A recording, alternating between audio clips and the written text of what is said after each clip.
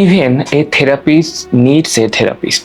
আর কখনো কখনো তো এমন আমাদের জীবনেরই খুব কাছের মানুষ হয়ে থাকে, যে মানুষের সাথে কথা বলে হিল্ড ফিল করি, আমরা ভেবে বসি যে সেই মানুষের জীবন খুব সুখের, প্রাণবন্ত।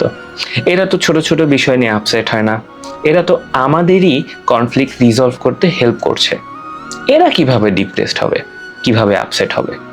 কিন্তু এটা সত্যি নয়।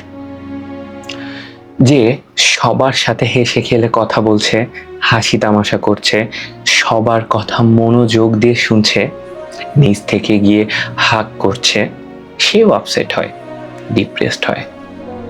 ব্যাপারটা ঠিক এমন নয় যে একজন ডাক্তারের কখনো জ্বর ঠান্ডা লাগবে না।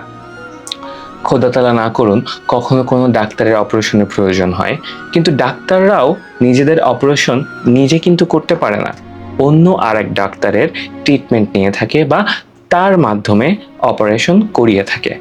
ব্যাপারটা ঠিক এমন। আমার মনে হয় যে আমাদের ও ওই মানুষদের মধ্যে তফাৎটা এইটাই যে তাদের প্রবলেমগুলো অনেকটা অ্যারেঞ্জড। তারা জানে যে ক্ষতটা মনের কোথায়। এরা আমাদের থেকে একটু অ্যাওয়ার নিজেদের নিয়ে, কিন্তু এর মানে এই নয় যে তাদেরকে শোনার মানুষের দরকার নেই, তাদের পার্সোনাল লাইফ নেই। আসলে সবারই নিজের একান্ত দুঃখ, কষ্ট ও অপূর্ণতা থাকে। আমরা আসলে ভুলে যাই, আমাদের কথা বলতে বলতে এতটাই বিজি হয়ে যায় যে সামনের মানুষের সম্পর্কে জিজ্ঞেস পর্যন্ত করতে ভুলে যায়। মাথার মধ্যে এই ধারণাটা গেঁথে যায় যে নিজেদের জীবনে তারা স্টেবল, যারা আমাদের প্রবলেম সম্পর্কে শুনছে, সেই প্রবলেমগুলো রিজলভ করছে।